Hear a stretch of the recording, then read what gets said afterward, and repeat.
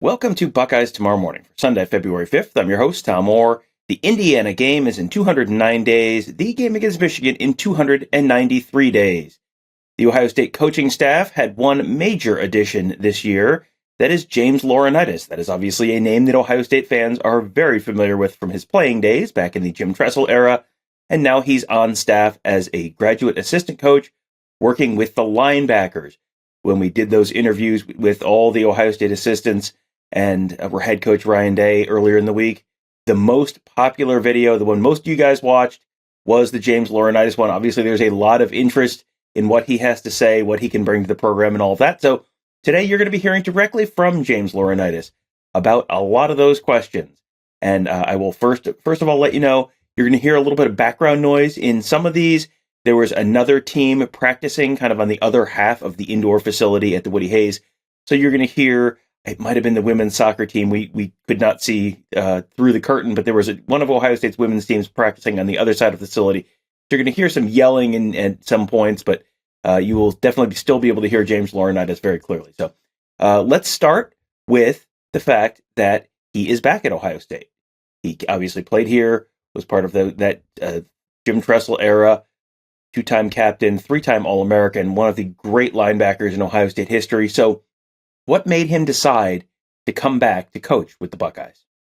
Alma mater, obviously I love the game of football, and I love working with young people. So that's why I got into coaching. You want to impact the kids on the field, but more importantly, you want them to leave after building relationships with them as better men, and as hopefully give them an example of what being a good husband and father can be. The same thing that Luke Fickell did for me, and same thing Jim Tressel did for me. And so you pair that with your alma mater, you pair that with Columbus, Ohio, and when it became something that could happen, I asked my wife and our girls, and it was pure giddiness at that point that we could be coming back home. So it was a great opportunity, and thankful for Coach Day for providing it. Anytime you're making a change professionally, you always have to think about, what happens if things don't go perfectly. So did James Laurinaitis have any reservations about coming back to Ohio State? Just wanted to know, how much flexibility I would have to help with the linebackers. Obviously, Coach Knowles is, from everything I've heard, a fantastic and brilliant mind. So being able to have an influence on the room, and obviously working, under Coach Knowles will be a big part of that. But I had a lot of responsibility in South Bend with the linebacker room, and look forward to kind of earning everybody's trust, here in the building, and kind of learning his scheme and how he wants to go about things. The coaching profession, especially at the college level right now, is not an easy business. There are a lot of demands on your time in terms of recruiting, and was that a concern for Laurinaitis? He has a wife and a bunch of young kids, and that can be a big demand on a family. So was that a concern at all for him? You're also going to hear him in this answer reference Marcus. That is Marcus Freeman, who he played linebacker with at Ohio State, and who now, of course, is the head coach of Notre Dame, where Laurinaitis worked last year. Yeah, the hours are they're tough. Recruiting is a world that you're now being in it for a year. It's a 24/7 deal, and so it takes up a lot of your time. But if you're organized, you can make it all happen and still be a big family person. But I think for coaching, for me, you're impacting young people in the game that you love. I've played this game since I was in 4th grade. I've loved playing it. It's been obviously a deep passion of mine. I loved being still around the game when I was doing media. It was just close enough, to get the juices flowing. And then I had to find out whether I wanted to do it. And so I just took an opportunity, and I'm thankful to Marcus, obviously, for giving me that opportunity and trusting me to put in that work. And you learned a lot about yourself throughout the last year. When you don't have a template for how you want to teach, you really got to start from scratch and all right, how do I want to teach these guys the position? The last time I had talked ball in a locker room setting was when I'm with the New Orleans Saints. So the level of which you can talk football and route concepts and alignments and all that, you have to kind of pair.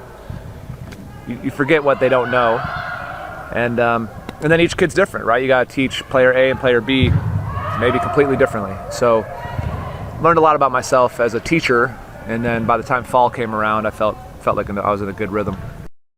Freeman is not the only former Ohio State standout from the Jim Tressel era who is now on the assistant coaching staff. Of course, Brian Hartline has been the wide receivers coach since 2018 and has basically turned his room into a recruiting machine and a really fantastic talent developer as well. So has Lauriainatis taken any inspiration from what he's seen from Hartline so far at his time as an Ohio State assistant? Brian's done, obviously a great job. To see the growth that he's had, and to see, obviously his recruiting is incredible, but also just the development of that room, and to see him continue to grow has been encouraging. He's a great example of what can happen, and a lot of there's timing issues there as well, and I just love how he has taken every opportunity and he's been ready. Opportunities present themselves as players, as coaches, but you have to be ready for the moment. And he was definitely ready for the moment, and that wide receiver room has taken off, and I know he's excited about the new challenge and the promotion. But it's he's a great example of just a guy who put the work in, willing to go, and a good template for former guys who want to come in and try to work and aspire to kind of grow in this profession. Now perhaps the more important question, at least in terms of the long-term future of the Ohio State linebacker room and the long-term future of James Laurinaitis as a linebackers coach, and perhaps more, can James Laurinaitis be the linebacker version of Brian Hartline at Ohio State in terms of recruiting? And, can he turn Ohio State into linebacker U the way that Brian Hartline has turned it into wide receiver U? Well, that's the goal. I'd be lying to you if that wasn't the goal. Ohio State's such a storied program in such a unique place that it should be a wide receiver U, it should be LBU, D-line, you should have all of that. I truly believe that. Now, selfishly, being a linebacker, I believe that any defense stems from having alphas in the linebacker room. I feel like they have to push the whole defense forward. So yeah, that's the end goal. It's a lofty goal, but when you're at a place like Ohio State, you come here, and once you've lived it, you understand what the standards are. And so it takes a special young man to understand, the standard is to win every single game. And sometimes when you're playing teams that aren't up to your talent level, it's not just to win it, but win it impressively. That's the standard of what being a Buckeye is, and that pressure isn't for everybody. So you have to find the right kids, the most talented kids, the kids that fit, want to be mentally and physically tough, and then try to get them to come here. But it's a lot more natural, obviously, when it's somewhere where you've played, and Ohio State to a degree sells itself. But when you have somebody who's been in it, walked through it, gone through the same stresses, times change, all that change. Social media, I get all that. I'm not naive to all that, but it's still the same. It's the same stuff as a young man what you're going through. So I can relate, to a lot of these young men, what they're going through, and I can help kids who haven't been here, that want to come up and visit, give them an absolute honest perspective of what it's like to play here. Laurinaitis is still just listed as a graduate assistant. He's not even one of the 10 countable on-field assistants right now, but obviously graduate assistant is probably not where James Laurinaitis' vision for his career ends. So does he have a long-term goal for his career in the coaching field? No, I think for me, it all starts with, can I be the best linebacker coach in the country? And can I aspire to do that at my alma mater? I think that kind of, to me, is the first thing that comes to mind. And so I'll attack this year with that vision, and already trying to dive in the playbook on Coach Knowles and what he likes to do and the techniques he likes to teach, and just kind of figure out the system in that way. I was joking with Tommy earlier that he might have to install the first few defenses to me, and teach me a little bit, which will help him. Once you are able to teach it, it helps you relearn it.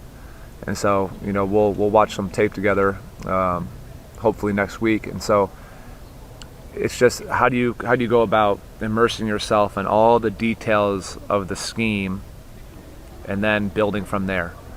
And so that's the way I was as a player.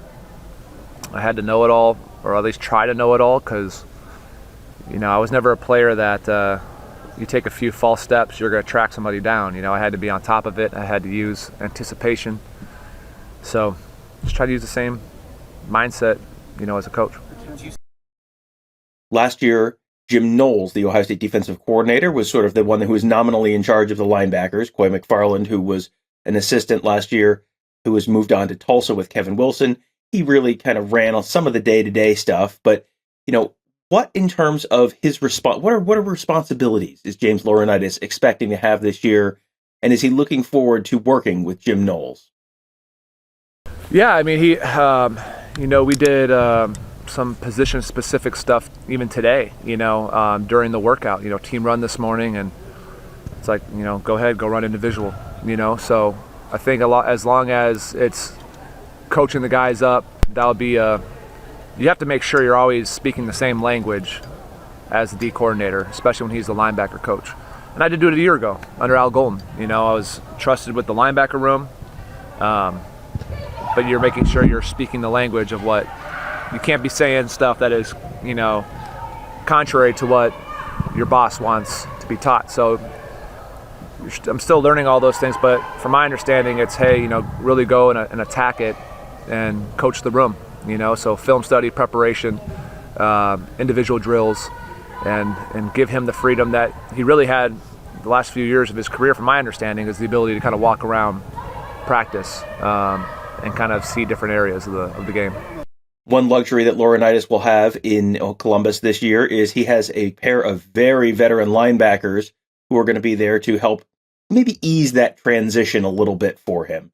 Tommy Eichenberg, Steele Chambers, both of those guys are back. Both of those guys started all of last year and played a bunch the year before that. So what kind of luxury is that to have two veterans like that in your room as a first-time coach at this school? Well, it's a huge blessing, and I learned that last year, because the group that I coached at Notre Dame these are guys now that this year they are fifth-year seniors. So they were already guys who had graduated, seen a lot of football. I think that was their third D coordinator. So they had certain knowledge of the game that you could start with.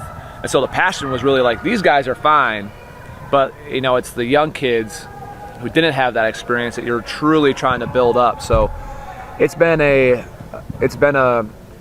be fun really just kind of getting to know them as people. And I think when you're a coach of players, you have to invest in them personally.